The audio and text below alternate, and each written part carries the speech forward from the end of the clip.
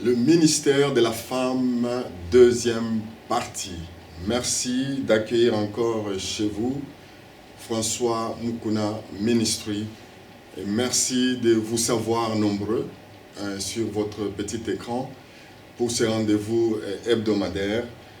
Et je crois que nous allons être abondamment bénis aujourd'hui. Je ne suis pas seul pour présenter cette émission. Je suis accompagné de ma tendre épouse Martha Kaembe, qui est diaconesse Gate for the Sheep Ministry. Je suis le révérend docteur François Mukuna. Et donc, vraiment, nous vous saluons de tout notre cœur.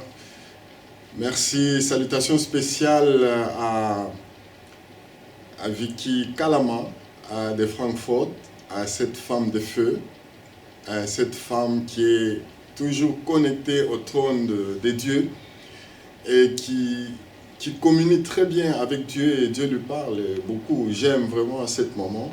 Vraiment que mon Dieu te bénisse abondamment. J'espère que nous allons nous voir très bientôt. Alors, nous allons d'abord prier, comme d'habitude. À un moment, Martha va prier. Elle va nous recommander la grâce de Dieu. Et pendant ce temps, vous allez partager, n'est-ce pas, cette émission, partager avec vos contacts, partager avec vos amis, et le Seigneur vous bénira abondamment. Nous allons écouter la prière par maman Martha.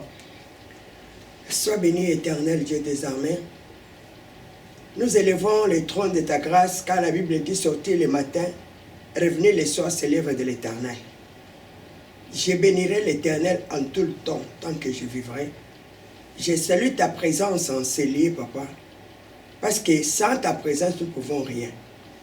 Je demande la plénitude de la grâce du Saint-Esprit de nous environner, afin que nous soyons environnés de l'onction surnaturelle pour transmettre ce que tu as mis dans nos cœurs ce soir. François Mukuna Ministry chez vous. Que le nom de Jésus soit loué pour le sang de Jésus qui nous protège. Que la puissance glorieuse de l'Éternel soit avec nous. Voilà pourquoi je prends possession de toute manifestation contraire au royaume de Dieu enseigné. Parce que nous ne sommes pas venus pour un homme, nous sommes venus pour toi. Tu as dit, c'est à mes servants que vous êtes bénis. Approchez-vous sur le trône de grâce avec assurance. Merci pour cette assurance. Que ce soir, tes enfants seront bénis. Au nom de Jésus. Amen, amen, amen. Comme je le disais, nous sommes en train de parler du ministère de la femme au foyer. Dans la première partie, le mercredi dernier, nous nous sommes plus attardés sur le ministère de la femme. Le ministère de la femme en tant qu'épouse et son ministère d'aide à son mari. D'aide à son mari. Comme je dis, se marier, ce n'est pas juste une formalité. Non. Être femme, être épouse, être mère, c'est un appel divin. Donc, ne dites pas que non, ok, comme tout le monde s'est marié, moi aussi je vais me marier, non.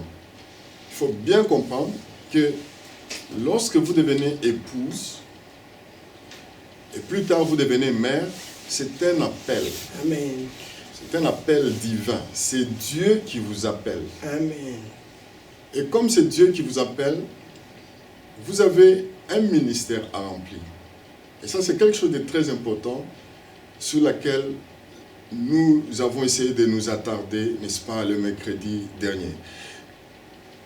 Tu es appelé en tant que femme à collaborer avec ton Créateur pour continuer, comme nous avons dit, l'œuvre de la création. Alléluia. Parce que Dieu, quand il a créé l'homme et la femme, il a dit multipliez-vous, remplissez la terre. Mais comment cela va-t-il se passer? C'est pourquoi il a dit qu'il n'est pas bon que l'homme soit seul. Je vais lui faire une aide qui soit semblable. Donc, l'homme et la femme collaborent avec Dieu. Donc, quand tu es appelée femme, c'est tout un ministère que Dieu te donne. Alléluia. Collaborer avec lui Alléluia. pour continuer l'œuvre de la création par la procréation. Et lorsque vous avez procréé, vous devenez mère. Donc, à part votre rôle de femme, vous devenez une mère. Alors, nous avons dit le mercredi dernier que être une femme, c'est vraiment un privilège, c'est une grâce. La Bible dit que c'est lui qui a trouvé une femme, a trouvé le bonheur. Et c'est vrai, parce que vous avez un rôle à jouer, vous avez un ministère à remplir dans la maison. Nous avons insisté sur le fait que nos maisons sont appelées à être des véritables tabernacles, des sanctuaires. Dieu a dit, vous me ferez les sanctuaires afin que je vienne habiter au milieu de vous. Amen. Pour que je commence à vous bénir. N'est-ce pas? Donc, nos maisons sont appelées à être des églises. L'apôtre Paul parle de l'église qui est dans la maison. Saluer l'église qui est dans la maison. Et dans ce cadre-là, la femme, nous avons dit, a un grand rôle que le Seigneur lui a confié. Un grand ministère que le Seigneur lui a confié. Et nous avons précisé que ce ministère-là, ce n'est pas les ministères dans Éphésiens chapitre 4. Il a donné les uns comme apôtres, les autres comme évangélistes, prophètes, docteurs, pasteurs. Non. Ici, c'est un ministère dans le cadre de la famille. Amen. Quel rôle vous devez jouer auprès de votre mari et quel rôle vous devez jouer en tant que mère auprès de vos enfants. Donc, cela a été trop clair. Nous avons dit que comme épouse, nous avons lu un texte intéressant, Proverbe, chapitre 31, où l'on nous raconte beaucoup de choses, de ce que la femme est appelée à faire. Elle doit veiller pour que le mari ait de la considération à l'extérieur. Donc, pour que le mari ait de la considération à l'extérieur, ça dépend du rôle que la femme est en train de jouer à l'intérieur de la maison. Vous voyez? Amen. On dit que elle reçoit les éloges des enfants, elle reçoit les louanges du mari. Pourquoi? Parce qu'elle joue un rôle magnifique. Au verset 27 de Proverbe 31, nous avons lu, elle veille sur ce qui se passe dans la maison. C'est-à-dire que la femme a le contrôle de la maison. Elle a le contrôle de la maison. Elle a le contrôle sur tout ce qui se passe dans la maison. Il n'y a rien qui lui échappe. Et elle peut dire à son mari que non, écoutez, tu n'es pas bien habillé, il n'y a pas d'harmonie, il faut changer. Elle donne des conseils avant que le mari ne sorte. Et elle s'assure que la présence de Dieu est réelle dans la maison. Quand elle fait la cuisine, nous avons dit que ça devient tout un culte à Dieu. Parce que vous devez louer Dieu. C'est lui qui a fait germer l'herbe pour le bétail et la plante pour la nourriture des hommes. Jésus. Vous louez. C'est elle qui prie. C'est pourquoi chez les Juifs, l'homme ne priait même pas pour les repas. Parce qu'on est supposé que la femme a déjà fait le travail et elle a prié pour les repas. Elle a sanctifié les repas. Nous avons dit que la femme est responsable de la pureté dans la maison. Quand nous disons que le lit conjugal ne doit pas être essuyé, mais ça c'est d'abord le rôle de la femme. Parce que la femme, elle est un tabernacle en quelque sorte. Quand vous étudiez l'étymologie du mot tabernacle, vous allez trouver que la femme joue à peu près ses rôles. Parce qu'elle reçoit la sémence de la vie, elle conserve cette sémence pendant 9 mois, et puis elle accouche, et elle commence à veiller sur cette nouvelle créature qui vient d'arriver au monde. C'est pourquoi la Bible dit que les enfants sont un héritage de l'Éternel, une bénédiction de l'Éternel. Donc, elle reçoit. Maintenant, elle s'assure que même à ce niveau-là, il y a la pureté, il y a la sainteté. Donc, elle ne va pas entretenir des relations extérieures pour amener des enfants au foyer qui ne sont pas les enfants du mari. C'est une abomination, ça. Donc, la femme a vraiment un grand rôle un grand ministère à jouer auprès de son mari. Adam a dit à Dieu qu'il a interpellé pour dire « Adam, où es-tu? Qu'est-ce qui se passe? Pourquoi vous êtes allé vous cacher? Je ne vous vois plus. Nous avons l'habitude de nous rencontrer. Qu'est-ce qui se passe? » Non, mais c'est la femme que tu as placée à mes côtés. Et nous avons dit, c'est une interpellation pour la femme. Parce que si la femme avait rempli son rôle, Adam n'aurait pas dit, c'est la femme que tu as placée à mes côtés. Donc Adam, bien sûr, nous pouvons dire que non, mais les hommes accusent toujours les femmes. Mais c'est vrai. Mais si la femme, si Ève avait joué son rôle, Adam n'aurait pas dit, c'est la femme que tu as placée à mes côtés. Elle a dit qu'elle n'a pas joué son rôle. Pourquoi? Parce que, au lieu de s'occuper de ce qui est interne, elle est allée écouter les gens du dehors. C'est ce qui nous a mené tous les drames. Donc, vous voyez, et moi, Marthe a dit quelque chose que nous les femmes, et vous les femmes, quand je dis nous les femmes, ça dit que moi, j'essaie un peu de m'inclure moi-même aussi, pour que je n'apparaisse pas comme quelqu'un qui, tu vois un peu, ça concerne les autres, ça nous concerne tous. Donc, nous sommes trop curieuses, nous voulons tout connaître. Et cette curiosité-là fait que nous négligeons notre ministère à l'intérieur du foyer. Et nous avons dit que ce n'est pas une bonne chose parce que cet homme que Dieu a mis à votre côté, vous avez le rôle de l'accompagner. Vous avez le rôle de le pousser à réussir dans sa vie. C'est pourquoi il a été mis vous avez été mis à ses côtés. Donc vous devez comprendre que c'est un appel. La chose la plus importante à retenir, c'est qu'être femme, être mère, c'est un appel. C'est Dieu. Vous êtes là pour agir au nom de l'Éternel. Amen. Donc tout ce que vous faites, c'est par rapport aux instructions divines. Parce que Dieu a dit dans Proverbe chapitre 3, vous me reconnaîtrez dans toutes vos voies. Et le ministère de la femme au foyer, c'est de s'assurer que dans tout ce qui se passe au foyer, Dieu est impliqué. Dieu est impliqué. Mais alors, aujourd'hui, nous allons passer au deuxième volet de cet enseignement. Nous allons voir maintenant le ministère de la femme dans son rôle de mère. Parce qu'elle a collaboré avec Dieu, elle a procréé, elle est devenue mère. Voilà, qu'est-ce qui se passe? Nous avons un texte de base, le texte de Paul, 1 Timothée chapitre 2, verset 15. Un passage très débattu, très difficile à expliquer, mais j'ai essayé de le contextualiser pour que nous puissions mieux le comprendre. L'apôtre Paul dit, la femme sera néanmoins sauvée. 1 Timothée chapitre 2, verset 15. La femme sera néanmoins sauvée en devenant mère, si elle persévère avec modestie dans la foi, dans la charité et dans la sainteté.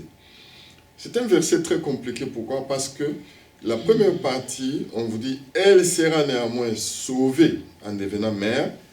Alors la deuxième partie, si elle persévère. Maintenant, si elle persévère, là, c'est au pluriel. Si elle persévère, ça devient plusieurs femmes. Si elle persévère. Alors ça rend la compréhension du texte un peu délicate. Mais j'expliquais que le contexte était d'abord que dans la ville d'Éphèse, parce que la lettre est destinée aux Éphésiens, il y avait une déesse qu'on appelait Diana ou Artémis. Donc c'est elle qui était le dieu de la maternité. C'est elle qui garantissait la maternité. Donc pour que tu accouches sans problème, il fallait invoquer Diana. Il fallait invoquer Artémis.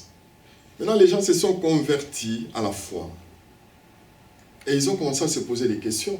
Maintenant, quand nous allons aller accoucher, comment ça va se passer? Parce que c'est lui qui nous protégeait. Maintenant, nous l'avons abandonné. poursuivre Christ? Alors, toutes ces questions ont été soulevées et l'apôtre Paul a écrit aux Éphésiens pour leur dire que non, attention, non, ne vous en faites pas. Si vous persévérez dans la foi, si vous persévérez dans la charité, la modestie, la sainteté, Jésus-Christ vous sauvera. Jésus-Christ vous aidera, vous délivrera de cette menace de mort. Vous ne mourrez pas, mais vous allez devenir mère. Alléluia. Amen. Donc c'était ça un peu le contexte original de ce passage très compliqué. Et vous trouvez des passages comme ça dans la Bible, un seul verset, mais très compliqué. Mais la doctrine des saluts, nous la connaissons, elle est trop claire. Les saluts, ce n'est pas la grâce au moyen de la foi. Éphésiens chapitre 2 le dit, au verset 8 à 9, jusqu'à 10, et au verset 8 à 9, nous sommes sauvés par la grâce au moyen de la foi. Donc, Paul ne voulait pas nullement dire que pour être sauvé, il faut mettre au monde. Non, ce n'est pas ça.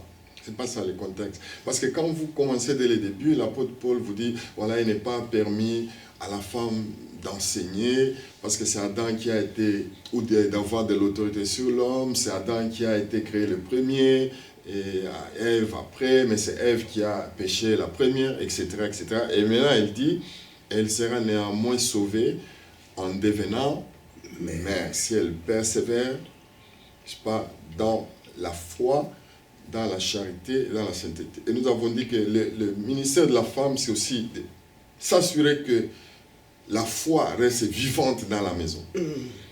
Même si l'homme commence à chanceler, même si l'homme est encore non-croyant, mais la femme doit garder la foi. Parce que là, il dit que qui sais-tu, femme, si à cause de toi, tu sauveras ton mari.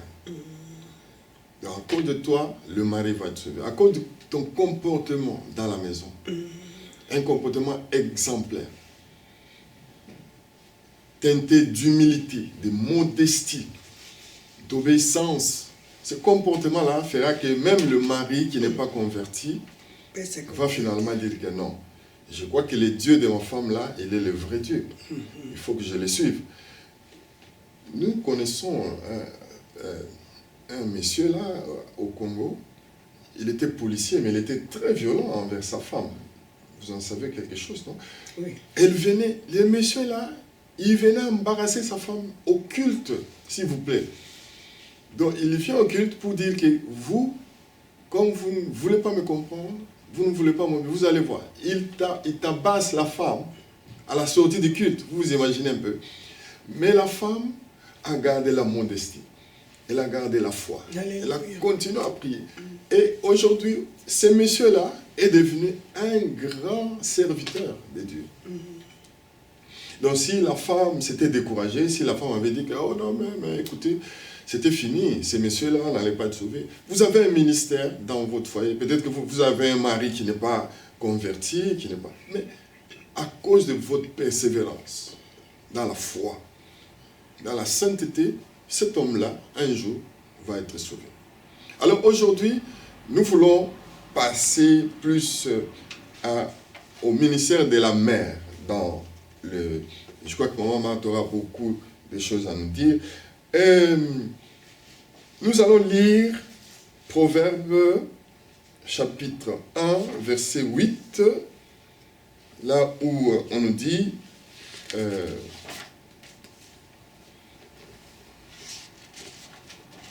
Proverbe chapitre 1, verset 8, on nous dit « Écoute, mon fils, l'instruction de ton père, et ne rejette pas l'enseignement de ta mère, car c'est une couronne de grâce pour ta tête, et c'est une parure pour ton cou. » Waouh! Quel verset merveilleux! Quel verset merveilleux! Écoute, mon fils, l'instruction de ton père. Donc, le père donne l'instruction. Mais à la femme est réservé le rôle d'éducatrice, d'enseignante dans les foyers. Vous savez, il y a un intellectuel ghanéen qu'on appelle, son nom c'est James Eman Agré. James Eman Agré, il a dit, éduquer un homme, c'est éduquer un individu. Éduquer un homme, c'est éduquer un individu. Mais éduquer une femme, c'est éduquer toute une nation. Éduquer une femme, c'est éduquer toute une nation.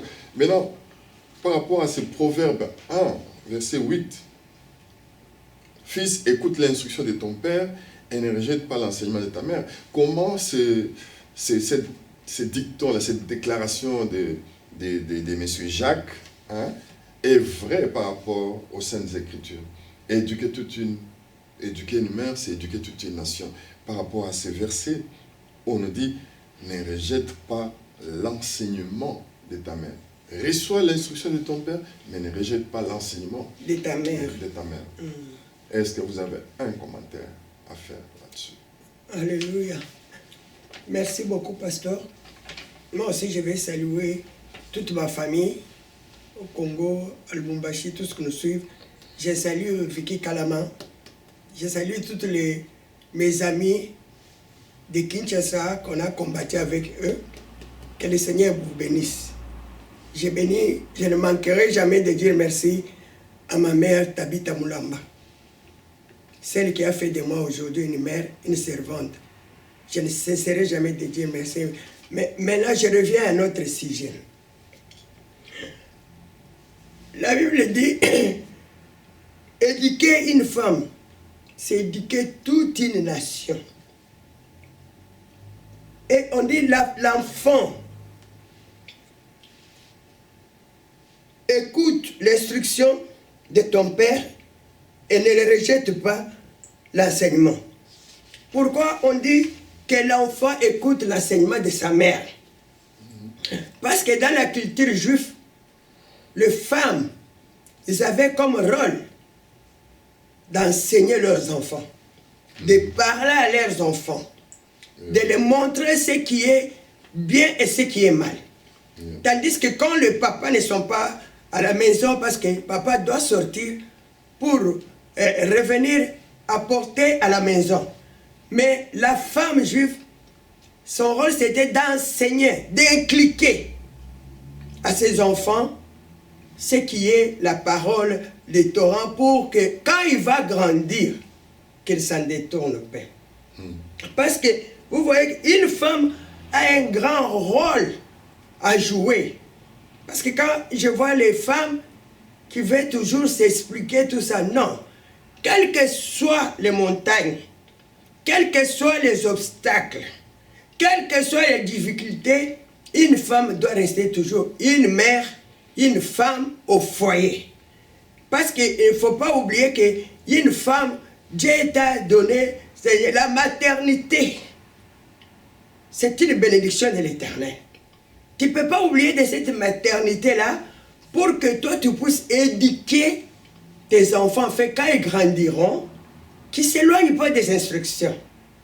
Le papa est là pour donner les instructions, mais la femme est là pour enseigner, pour montrer aux enfants quand il sera dehors, quand il sera à l'école, et tout ce que nous parlons à nos enfants, ne crois pas qu'ils n'écoutent pas, parce qu'en grandissant, ils se rappellent des paroles de ma mère. C'est intéressant ce que vous dites là, parce que l'homme, le père, donc, il instruit, tu vois, il dit, ne faites pas ça, faites ça. C'est ça qu'on appelle instruction, ou précepte. Vous ne ferez pas ça, vous ne faites pas. Mais la femme, elle enseigne. Parce que l'enseignement, c'est au-delà de l'instruction. Amen. L'enseignement, c'est, on vous dit, ok, pourquoi on a donné cette instruction? Comment vous allez vous y prendre? Et pourquoi on vous donne cette instruction? Et quel est l'avantage? Quel est le désavantage de ne pas appliquer cet enseignement? Vous voyez que c'est un rôle d'éducatrice, c'est un rôle de premier plan. Alléluia. Et c'est une bénédiction vraiment que ça soit réservé à la mère. Amen. Et c'est pour cela que dans la culture juive, parce que tout a commencé par là, hein, l'évangile est venu chez les juifs d'abord, n'est-ce pas? Avant de venir vers nous. c'est la femme qui donnait d'ailleurs le nom aux enfants. Pourquoi? Parce qu'elle a gardé la sémence pendant 9 mois. Elle connaît les circonstances dans lesquelles l'enfant est né.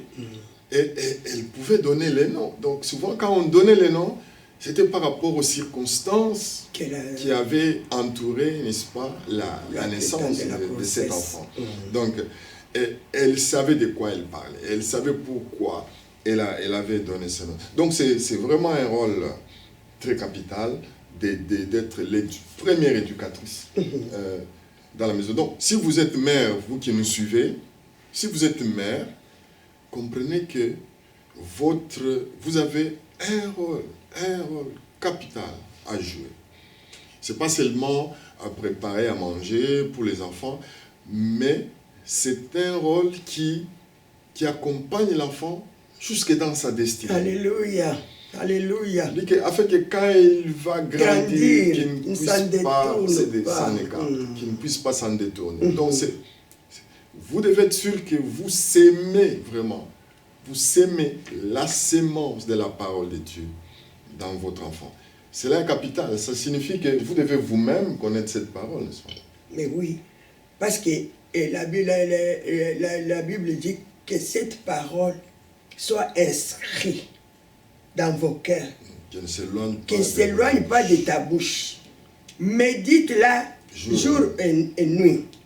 Agis fidèlement selon qui est inscrit, afin que vous aurez des succès. Et on ne peut pas être professeur enseignant si on ne connaît pas la matière qu'on doit transmettre. Vous devez connaître la matière, vous devez connaître la Bible. C'est pourquoi il faut dire au moment d'aimer l'étude biblique, d'aimer la vie de la méditation. Vous savez, beaucoup de mères, elles passent leur temps au téléphone. Elles passent leur temps sur YouTube à regarder des choses, des insultes qui sont faites sur Facebook, sur YouTube, TikTok. Attention, parce que Dieu vous regarde, vous avez un ministère à remplir, vous avez un rôle à jouer. Vous devez passer votre temps, plonger vos yeux dans la parole de Dieu.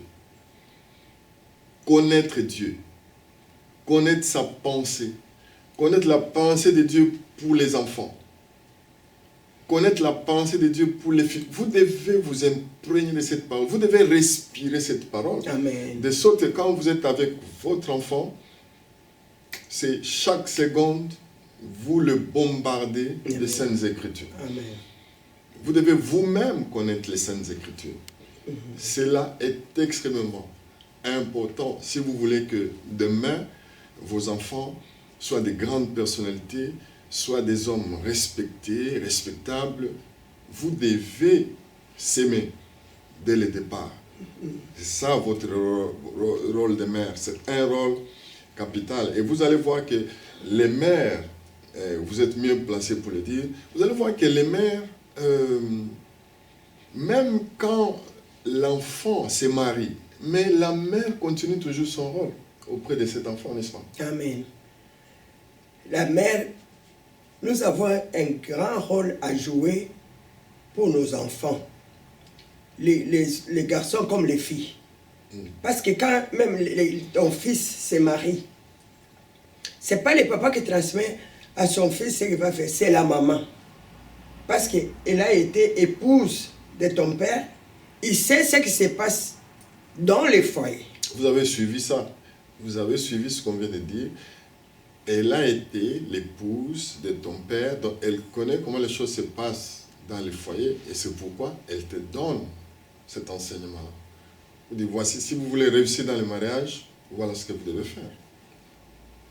Et l'enfant, la fille et les garçons, ils doivent prendre ces prescriptions pour que, à chaque fois, l'enseignement que ma mère, quand il y a les difficultés, quand il y a les problèmes, quand il y a l'agitation, quand il y a l'extérieur, tu te dis non. Moi, chez nous, quand ma mère était avec mon père, voilà comment il vivait. Moi, chez nous, quand mon père revenait au travail, voilà ce que ma mère faisait. Voilà. Moi, chez nous, quand mon père n'est pas là, ma mère s'occupait des devoirs de ses enfants. Moi, chez nous, quand le papa n'est pas là, ma mère, ils savent qu'à 7 heures, je dois prendre mes enfants. À 7 heures, il est temps de méditation. À 7 heures, il est temps de prière. À 7 ans, tu ne vas pas te laisser aux caprices des enfants. Une mère doit être une femme qui transmet. C'est-à-dire que vous enseignez la théorie, mais vous faites la pratique. Oui. Oui. Quand vous dites à vos enfants, écoutez, il faut prier sans cesse. Mais les enfants doivent voir ça dans votre vie de tous les jours. Ils doivent voir ce ministère-là de la prière dans vous, la mère. Ils disent, mon maman, moi je me rappelle, ma fille Élisée, elle dit toujours de sa mère, oh, mom, she's a legendary prayer warrior. Donc, les enfants connaissent. Et ce n'est pas étonnant que tous les enfants sont versés dans la prière. Parce qu'elles voient ça chez leur maman. Et la mère éduque par la pratique. Elle éduque par la pratique. Et j'ai lu un passage qui m'a beaucoup intéressé, que nous allons beaucoup nous attarder là-dessus. Vous savez, le ministère des femmes, des mères, est tellement important que quand vous suivez la vie des rois en Israël, vous allez voir que les mères occupaient une position importante. Amen. Amen. Dans la royauté. Amen. C'est de là que vient d'ailleurs cette appellation de Queen Mother. C'est ça, Queen Mother. C'est-à-dire que c'est la mère qui jouait un rôle capital auprès du roi. Amen. Bien que le roi est marié à une femme, mais la mère continue toujours à jouer un grand rôle. Et nous allons lire un passage qui va beaucoup nous édifier dans Proverbe chapitre 31. On parle d'un roi qu'on a nommé Lemuel. C'est un peu une figure mystique parce que tantôt on l'identifie à Salomon, tantôt on l'identifie à Ézéchias. Alléluia. Mais on ne sait pas exactement qui il est. Mais les choses que le roi dit sont tellement profondes que ça interpelle toute mère par rapport à son appel, par rapport à son ministère. Écoutez ce que le roi dit. Proverbe 31, du verset 1 au verset 5, on nous dit « Parole du roi Lemuel, sentence par lesquelles sa mère l'instruisit. » Est-ce que je me fais comprendre? Sentence par lesquelles sa mère l'instruisit. C'est-à-dire que le roi est en train de répéter les instructions, l'enseignement qu'il avait reçu de sa mère. Amen. Ça c'est fantastique. It's wonderful. He's a king, but still recall the teaching of his mother. Et elle dit, quel était l'enseignement que sa mère lui avait apporté? Que te dirais-je, mon fils? Il ne parle pas à l'enfant, il parle au roi. Il dit, que te dirais-je, mon fils? Que te dirais-je, fils de mes entrailles? Que te dirais-je, mon fils, objet de mes voeux? Vous voyez que Alléluia. La mère a pour rôle de prier, de prophétiser pour l'enfant. Dit que objet de mes vœux. Donc j'ai toujours fait des vœux sur ces garçons ici. Dit que tu sais que j'ai toujours fait des vœux sur toi. Alléluia. Et voici l'enseignement. Ne livre pas ta vigueur aux femmes. Alléluia. Et tes voix à celles qui perdent les rois. Alléluia. Attention, si tu veux réussir comme roi, ne tombe pas dans le piège des femmes. Fuis les femmes.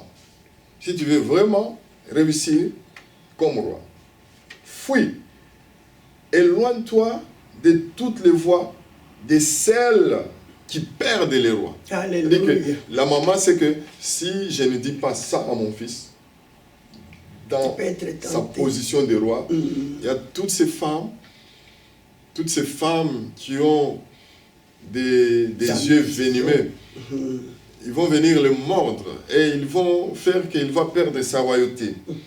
Il dit, ce n'est point au roi les moelles, ce n'est point au roi de boire du vin. Oh my God. Oh my God. Ni au prince de rechercher des liqueurs fortes. Alléluia. Et elle explique pourquoi elle fait cette interdiction. Comme je dis, l'enseignement, c'est démontrer le comment et le pourquoi des choses. Amen. Ça ne se limite pas à donner l'instruction. Vous donnez l'instruction, vous êtes parti. Peut-être que personne n'a pas bien saisi l'instruction et il n'a pas mis ça en pratique. Il n'a pas mis ça en pratique. Alors la maman a pour rôle de s'asseoir avec l'enfant, d'entrer dans la profondeur, de lui expliquer pourquoi on fait cette interdiction, pourquoi on fait cette recommandation.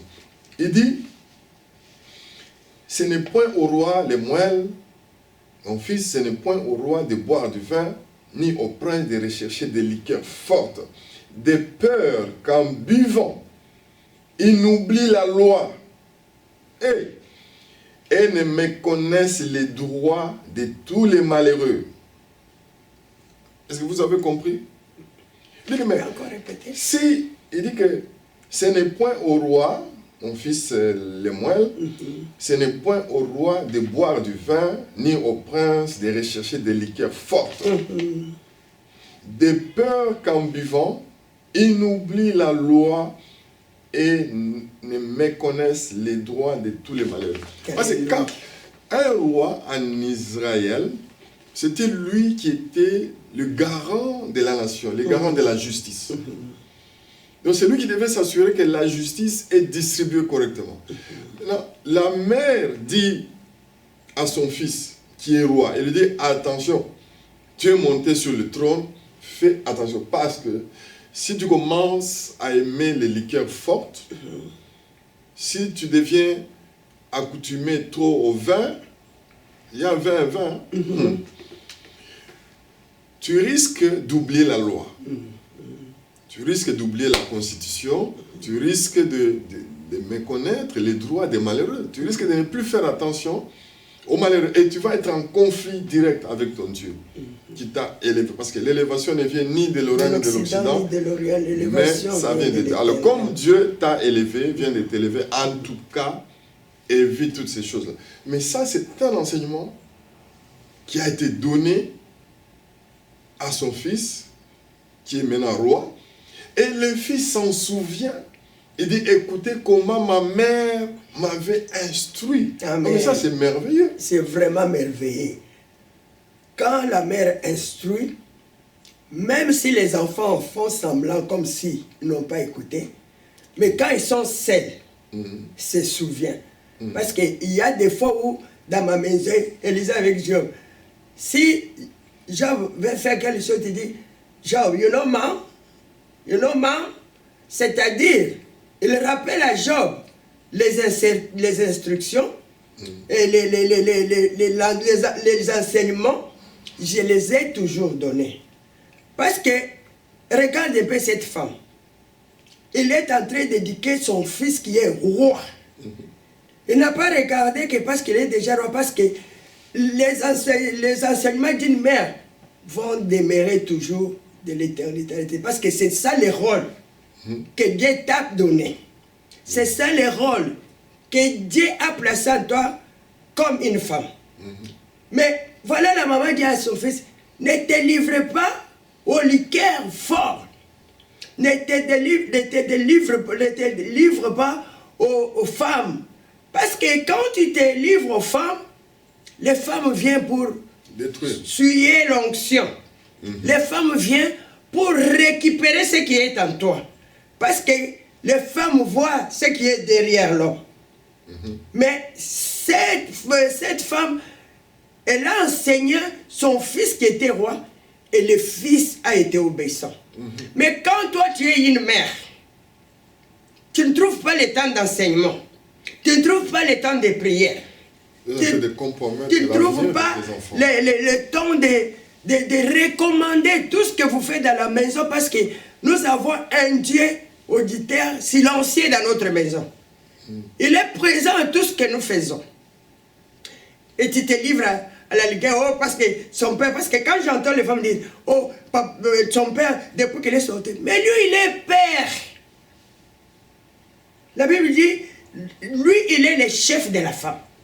Quand un homme sort, il s'assure qu'il y a une femme vertueuse, il y a une femme qui sait enseigner mes enfants, il y a une femme qui sait prier pour ma maison. C'est pourquoi Proverbe 31 dit qu'il a la confiance de son mari. De son mari. Et son mari est considéré parmi les anciens. Le mari là n'est pas considéré seulement parce que... non, c'est à cause de ce qu'on trouve en l'homme. Alors si vous êtes mère, vous commencez à comprendre que vous avez une responsabilité lourde. Ce n'est pas seulement d'élever l'enfant, ce n'est pas seulement de le mettre au monde, mais de l'encadrer, de le protéger et de lui donner ce qui est de plus précieux, cet or qui constitue la parole de Dieu, cette richesse, cette perle. Celui qui a trouvé une perle, vraiment, il a trouvé le trésor. Donc, investir dans l'enfant, bombarder l'enfant des saintes écritures, la sainte doctrine, dont l'enfant est affermi dans la foi. Et sa vie est fondée sur le roc de la parole de Dieu. Amen. Et même quand les vents souffleront, il ne sera pas bougé. Dès que tu es roi, mais fais attention. Et moi, ce que j'aime ici, c'est que le roi se souvient. Le roi répète. C'est le roi qui écrit. C'est le roi qui répète. Il dit les paroles que ma mère m'avait enseignées. That's wonderful. Et vous allez voir que les mères, comme je le disais dans l'histoire de la royauté en Israël, avaient une position privilégiée. Je vais vous lire un passage, vous allez comprendre de quoi je parle. On y parle du roi Salomon et de sa mère. Mais je vais lire et vous allez vous-même découvrir quelle attitude le roi Salomon a eue envers sa mère. Il était marié, il avait une femme. Mais regardez l'attitude que le roi affiche envers sa mère. Nous allons découvrir, c'est dans 1 Roi chapitre 2, du verset 19 au verset 20. Je vais lire 1 Roi chapitre 2, du verset 19 au verset 20. Mais vous pouvez lire à partir du verset 13 pour comprendre un peu l'histoire. Mais pour raison de temps, je vais lire juste le verset 19 et le verset 20. Et la Bible nous dit, donc nous sommes dans 1 Roi chapitre 2, 18 à 19. Bathsheba s'est rendue auprès du roi Salomon. Bathsheba, c'est la mère de Salomon. Vous connaissez l'histoire, David avait commis un crime et puis finalement, il a pris Bathsheba. De Bathsheba est né Salomon. Salomon est devenu roi. David voulait bâtir la maison à Dieu, mais Dieu lui a dit que non, c'est ton fils qui me bâtira la maison. Et tu ne manqueras pas des successeurs sur ton trône. Dieu avait fait tellement de promesses au roi David, il a dit que tes enfants en bénéficieront après toi. Maintenant, Bathsheba s'est rendue auprès du roi Salomon pour lui parler en faveur d'Adonija. Adonija, c'est l'un des enfants de David, mais parmi les rebelles, parce qu'à un certain moment, il a voulu renverser son père avec la complicité de quelques généraux. On a même fait sonner la trompette pour dire qu'Adonija roi, mais écoutez, le plan de Dieu, on ne peut pas voter, on ne peut pas les détourner. Donc, mais c'est finalement Salomon qui est devenu roi. Maintenant, écoute, la mère de Salomon fait une démarche auprès de son fils qui est roi. Et le roi se leva. Ah, vraiment. Je veux que nous puissions vraiment analyser tous les mots. Le roi se leva. Donc, quand le roi voit sa mère venir, il se leva. Il se leva de son trône. Il alla à sa rencontre il se prosterna devant elle. Vous avez déjà vu un roi se prosterner devant sa femme. Devant sa femme, un roi.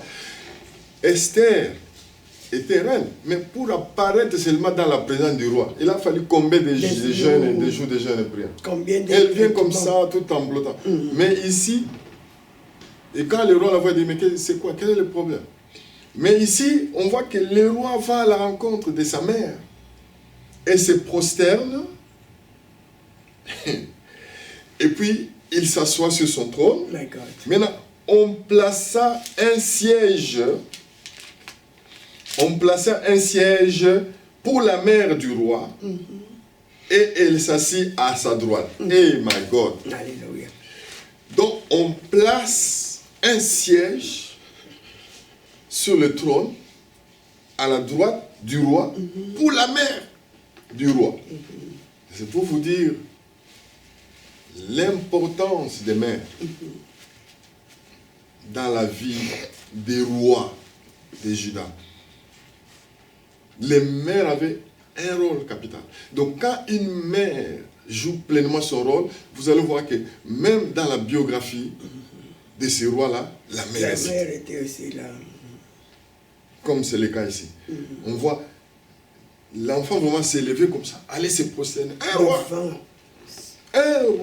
Si vous se prosterner devant sa mère et donner un siège à sa droite.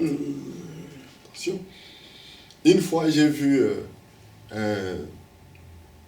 le président Félix chez maman Marthe, et j'ai vu, et sa femme était là, Élise était là, mais quand Félix arrive devant maman Marthe, il s'incline, il s'incline et il donne sa tête pour qu'on bénisse. Et la maman fait comme ça, pour bénir son fils. Mais elle ne va pas permettre ça à Denise en public. Non, non, c'est pour vous dire que les mères ont un rôle important. Je vais vous donner un deuxième exemple. Dans 2 Rois chapitre 15, là c'est le roi Azaria.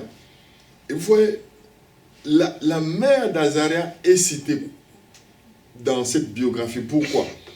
Parce qu'elle a joué le même rôle que la mère du roi Lémuel, qu'on vient de lire dans Proverbe 31. Et je vais lire ça. 2 Rois chapitre 15. Verset. 2 Rois chapitre 15, nous allons lire du verset 1. 2 Rois chapitre 15, du verset 1 au verset 3. On nous dit, la 20e année de Jéroboam, roi d'Israël, Azaria, fils d'Amatzia, roi de Juda, régna. Donc Azaria monte sur le trône. Il avait 16 ans lorsqu'il devint roi. Et il régna 52 ans à Jérusalem. Sa mère s'appelait Jécolia de Jérusalem. Maintenant on cite sa mère. Maintenant on revient au roi. Il fit ce qui est droit aux yeux de l'Éternel, entièrement comme avait fait Amathia son père. Donc Azaria fit ce qui est droit aux yeux de l'Éternel, exactement comme l'avait fait Amathia son père. Pourquoi? Parce que la mère d'Azaria a joué le rôle qu'elle devait jouer. Elle a enseigné les Saintes Écritures au roi. Elle a dit que, écoutez, un roi doit se comporter comme ça, un roi doit marcher dans la crainte de Dieu, tu as vu comment était ton père, tu as vu... Et elle a joué ce rôle de mère. Moi, je commence à comprendre pourquoi parfois il y a des conflits entre les belles-filles et les mères. Parfois, nous regardons ça souvent seulement d'un seul côté, mais à la lumière de ce que nous sommes en train de lire ici, vous pouvez avoir une femme comme Jézabel, qui est en train de pousser ton fils vraiment à la destruction, à la perte. Mais vous, en tant que mère, qu'est-ce que vous allez faire? Vous allez rester indifférent? Non. Je ne peux pas rester indifférent. Parce que la femme peut dire, c'est quoi là? Qu'est-ce que tu penses? Tout ça, bon, jalousie, des choses comme ça. Mais la mère dit non, mon fils ne doit pas se perdre. J'ai beaucoup investi dans mon fils comme ça. Mon fils ne doit pas se perdre. Non, je dois lutter pour que mon fils reste sur place. Donc, parfois, ça explique ces conflits-là. Oui. Mais alors, les femmes qui ne jouent pas, les mères qui ne jouent pas un bon rôle, on ne les mentionne même pas. On ne les mentionne pas. Vous allez lire la biographie de beaucoup d'autres rois, vous ne voyez nulle part. On fait allusion à leur mère. Pourquoi? Parce qu'elles ont joué un mauvais rôle. Regarde, la mère de Salomon, avec tous les honneurs qu'on lui a accordés, le roi se prosterne. C'est en public, hein? Le roi se prosterne, on lui donne un siège à droite. Mais elle arrive devant le roi, elle commence à faire des demandes vraiment folles. Oh, écoutez, pourquoi ne pas donner à ton frère Adonija la femme de tel? Ah, Salomon dit, ah bon? Mais ça c'est contraire à ce que mon père m'avait dit. Ça c'est contraire à la volonté de Dieu. Parce que mon père David, avant de mourir, il m'avait donné des instructions précises. Et ça, ta démarche va complètement à l'encontre de toutes les instructions que j'avais reçues de mon père. Voilà l'exemple d'une mauvaise mère. D'une mauvaise mère. Au lieu de jouer le rôle de la mère du roi Lemuel, dont nous avons parlé dans Proverbe 31, mais elle a joué un mauvais rôle. Et le résultat, c'est que Salomon a dit d'ailleurs, aujourd'hui, pourquoi ne me demande-pas-tu qu'il devienne roi, tout simplement? Mais aujourd'hui, Adonija ne sera plus compté parmi les vivants. Et c'est comme ça que Salomon a fait exécuter Adonija et beaucoup d'autres, selon toutes les instructions que son père lui avait données. Il dit que, voyez, quand j'étais sur le trône, tel m'ont fait mal. Alors, toi, avec la sagesse, sais comment tu vas te comporter envers eux. Donc, quand une mère joue un mauvais rôle, eh bien, elle n'a pas droit aux honneurs. Mais toi qui nous suis là, tu ne joueras pas un mauvais rôle en tant que mère. Tu joueras un bon rôle auprès de tes enfants. Pour aider. Même quand ils ont grandi, tu continues à leur parler, tu continues à leur enseigner les vertus chrétiennes, à marcher dans la crainte de Dieu. C'est ça le ministère de la mère. Donc tu es femme à côté de ton mari, tu sais ce que tu dois faire pour être une aide véritable. Pas quelqu'un qui est là pour dénigrer son mari tout le temps.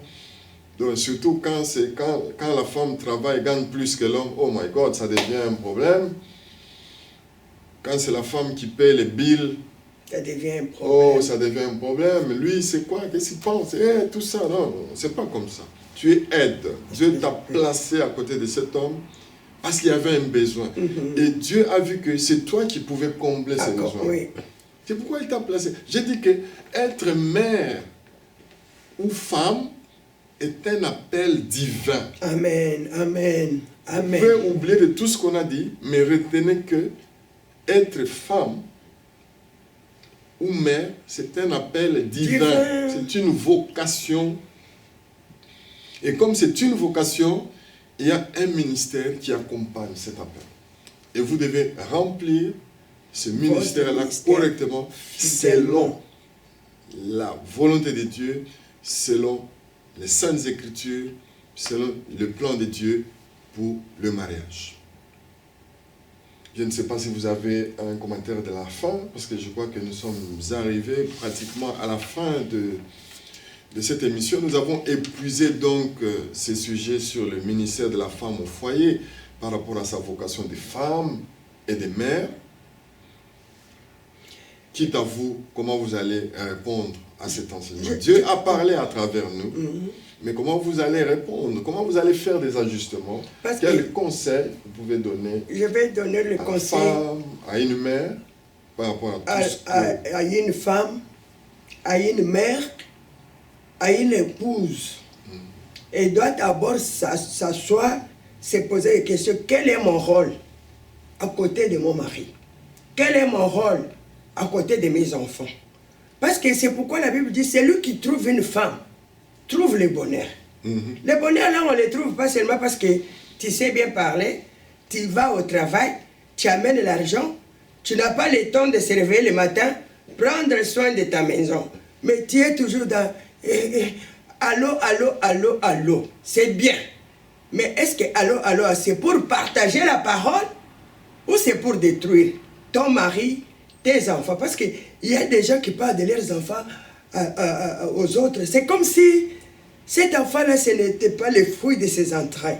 Maintenant, quand moi j'entends ça, j'ai la chair des poules. Mais écoutez, la mère de moi dit l'objet de mes vœux. L'objet de mes vœux. Donc, quand je suis assis, je prie le vœu que je veux que mon fils puisse atteindre demain, ma fille puisse atteindre demain. Mais si toi, tu détruis l'objet de tes vœux par les paroles, et tu ne seras pas... Parce qu'une femme, même si tu étais déjà à côté, que cette parole est venue ce soir dans ta maison.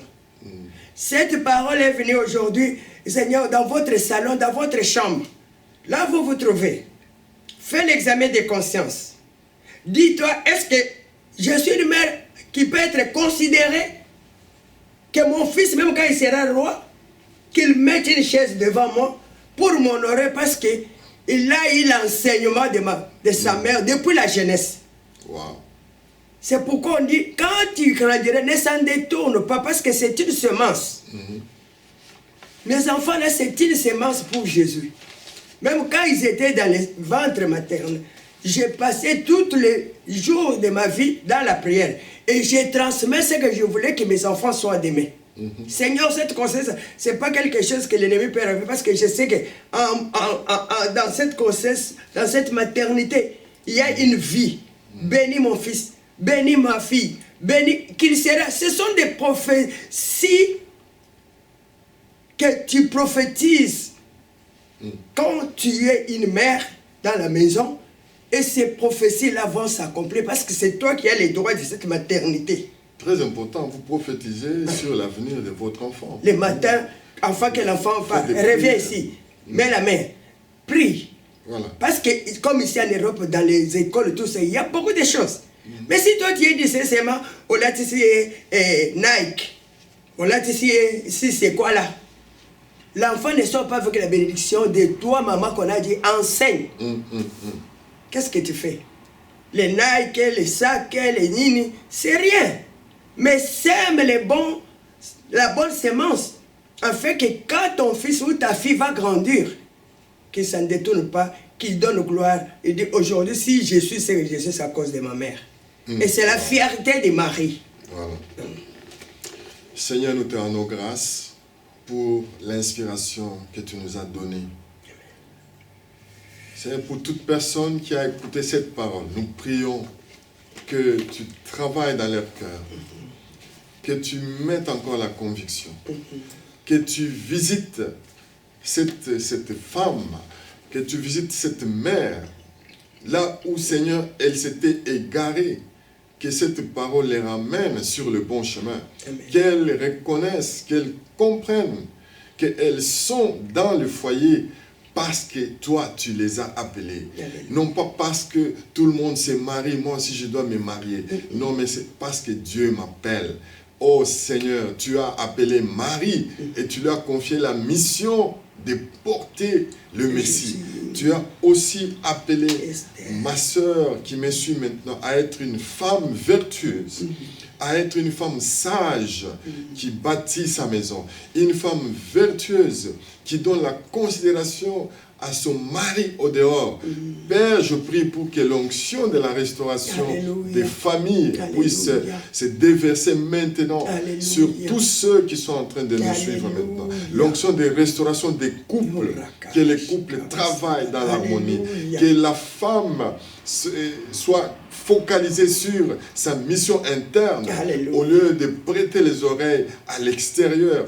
Oh mon Dieu, fais grâce. Fais grâce à cette famille. Fais grâce à ces couples, mon Dieu, mon roi. Que nos maisons, nos foyers redeviennent des véritables tabernacles, des véritables églises où ta présence demeure, où ta présence est palpable, où tu viens nous visiter chaque soir, comme tu avais l'habitude de visiter ce premier couple qui malheureusement n'a pas compris le rappel.